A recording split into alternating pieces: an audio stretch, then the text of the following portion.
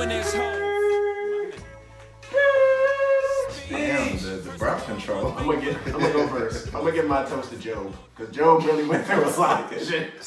Are you posthumous toast? Posthumous toast. I mean, lost. This her real? No,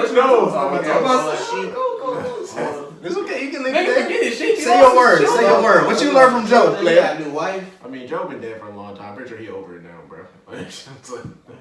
Alright, my 15 minutes. Wow. Go ahead. my toast is going to Kim Ing. I want to make sure I'm pronouncing that right. I'm not sure. NG. I don't know how to pronounce it. Yeah, I looked it up. I'm pretty sure that's right. But anyway, she was just hired as the general manager of the Major League Baseball team, the Miami Marlins. So this is very big news because Kim is the first female general manager in any of the big four sports. Yeah, they keep saying on the MLB. That's all sports. Yeah, all sports. And she's also the first Asian American to be general manager of a major sport. So that's crazy. And what's even crazier is that like I looked at her resume today, and one, I was surprised I wasn't familiar with her. And two, I looked up her resume. She has one of the best resumes I've ever seen of any person who's been general manager. I believe it. Like she started with the White Sox like 1991 as an intern. She ended up working as an arbitration lawyer for players who went to arbitration. Then she worked for the American League, and then she worked for the Yankees as assistant general manager when they did their three-peat in the 90s. Then she worked for the Dodgers as assistant GM in 2005, and she's been doing jobs ever since then. If she was a man after that resume, after she left the Yankees, she would have had a job immediately. But obviously not. Like if her name was Ken Jones, she'd be like, Not even Ken Jones. She was Ken Jang.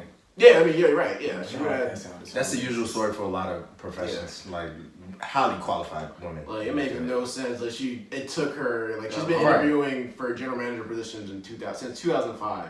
She interviewed with the Giants for the GM position in 2005, and she didn't get it, and they kept her on as an assistant. So like, oh, I mean, you didn't get this one, but here you go. She's getting a lot of help me.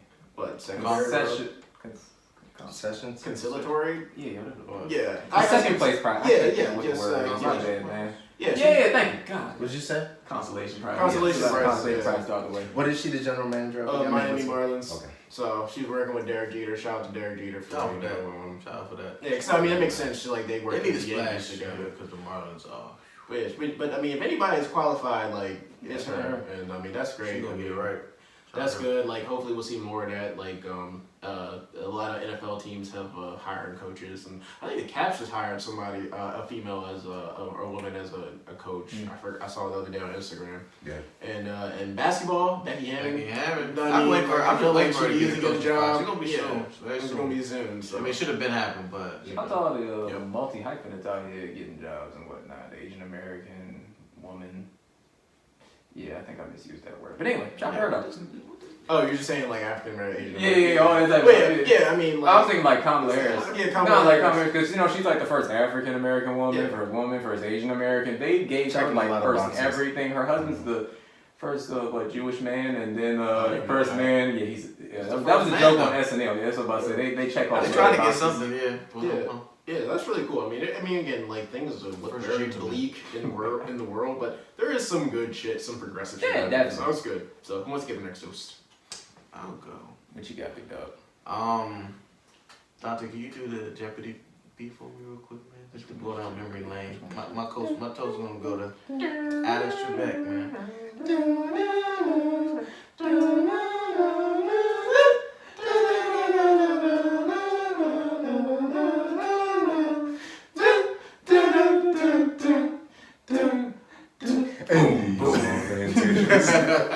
Hey man, my toast gonna go to R.I.P. My man Alex Trebek, man.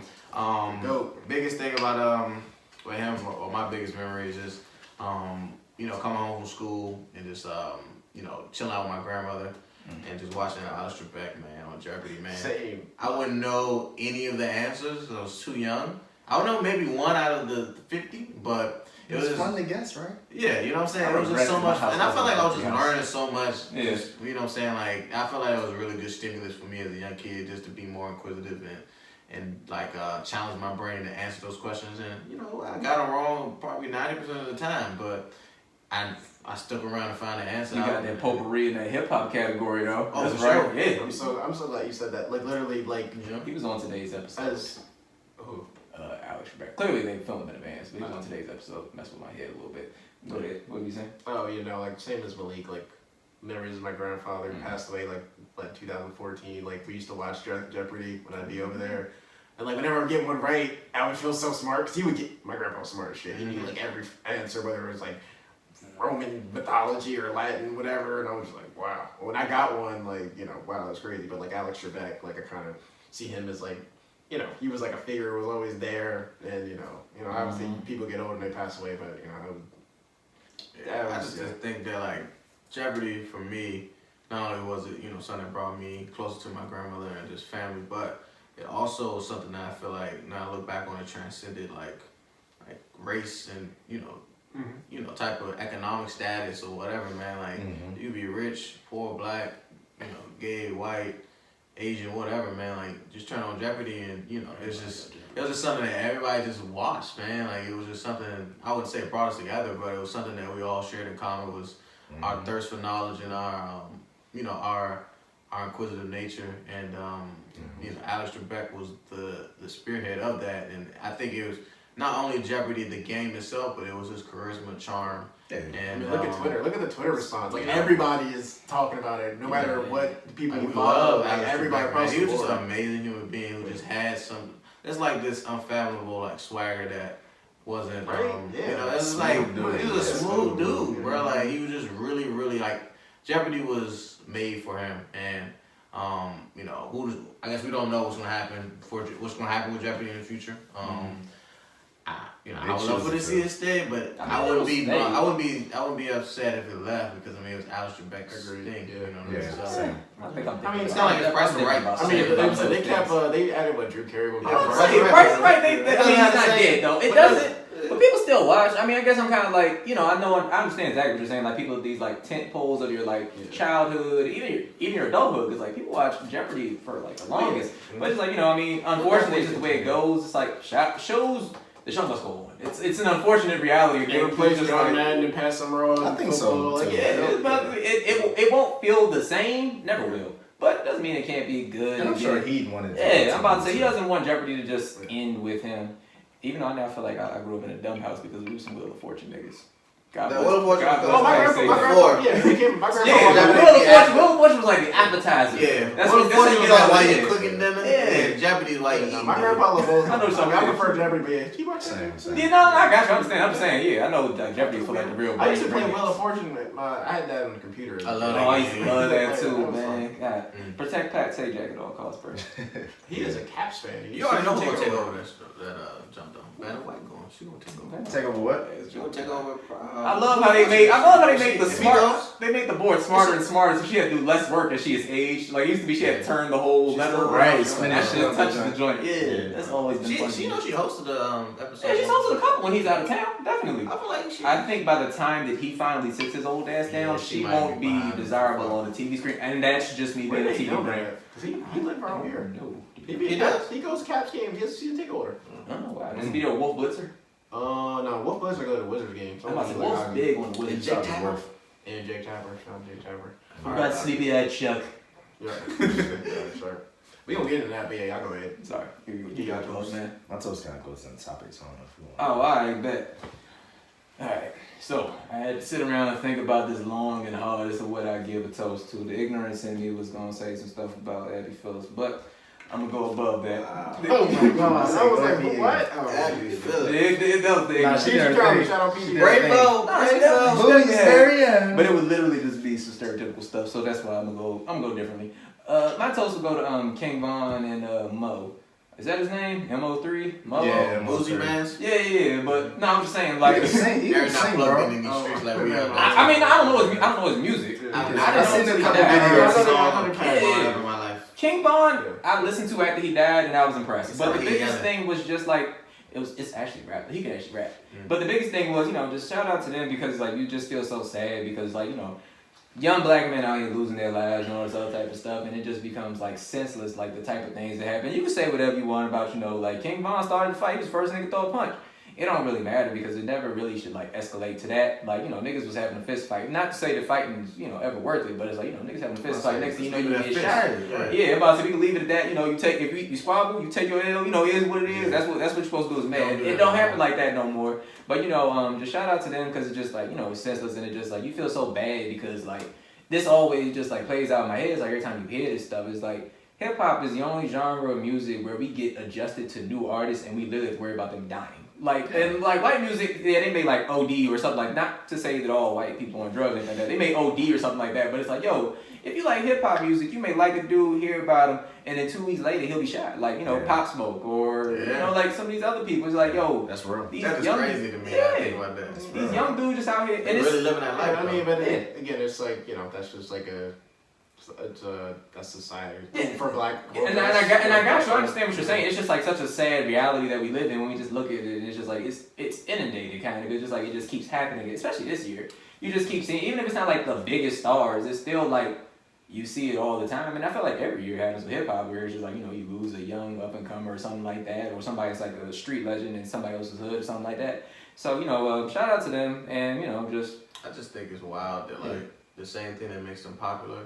It made them pop. But, I mean, yeah, you gotta think though. Killed them though. A lot of these guys, I mean, like King Von, I don't know anything about King Von, I ain't gonna say guy, but like, you know, like, not like, so like, I think they were still on the. Yeah, they're basically still probably in the life that they were, so they just got some type of. I don't know what the word is. A little bit of clout or whatever. I mean, I want to come up, but they still have street beefs. Yeah, so that's what I'm saying. They're still probably. They're touchable. It's still touchable. I mean, you know, and I mean, I don't even know if it was street beef. Honestly, like, I mean, I know he was beat. He literally. I know, yeah, but he literally just started a fight in the middle of the street. But Quando Rondo stayed with him, but then now Quando Rondo about to get. Now it just comes a trickle down effect. Little Dirk and all that other mess. It's just a lot to think about. That's what I'm saying. Yo, shout out to them. You just feel bad when you hear all that type of stuff. Just got a case. He just got his case cleared and he won't get it. No, Little Dirk was just got away with it. Dirk have a body. Dirk had a body. He got away with that shit. I don't know if he had. You're right. Dirk was charged with body, but yeah. Go ahead with your guy. Good job. Yeah, R.I.P to them now for real. I'm gonna give my toast to like all the voters that turned out for this year's election. I mean, we had record turnout numbers this year.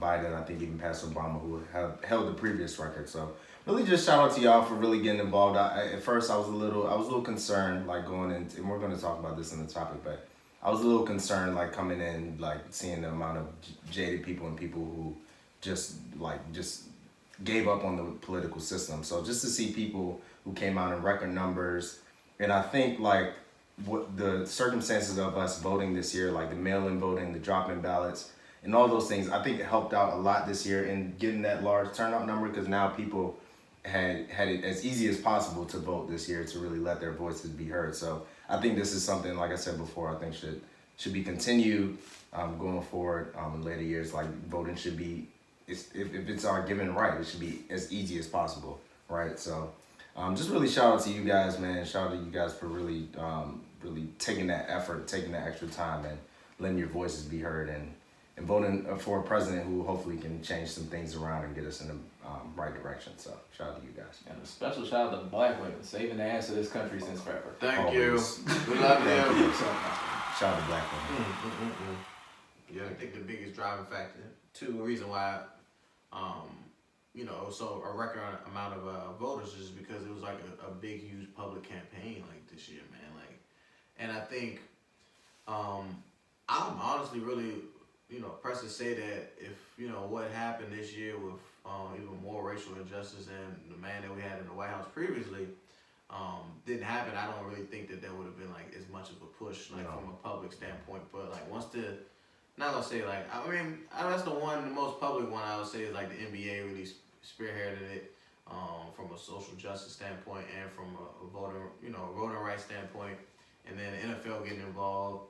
Like, you know, those are two big high power like media powerhouses that are on our screen. Something that we were yearning for while we were on lockdown, and they knew that they would have so many viewers watching. Definitely helped with that. I think also, you know, shout out to our grassroots. You know, on the boots on the ground, you know, people that are, you know, texting my phone every single day. asked me if I'm with Joe, and I told him yes. But yes, I dropped I love y'all. I love y'all. You know what I'm saying? Just slow down on the text next 4 years. You know what I'm saying? Papa John. Shout to Nike. Yeah. Shout to everybody that sent me a text. You know what I'm saying? That I would go for, Joe needs some help. Canvassing. Not this year. But, you know what I'm saying? Like, it was an overall push from America against a common foe. And, I'm just going to say it, man. Like, we all united together. I mean, obviously, we have a long way to go. But we all united together against a common enemy, and it was beautiful. I'm glad it worked out in our favor this time. Damn, that's smooth.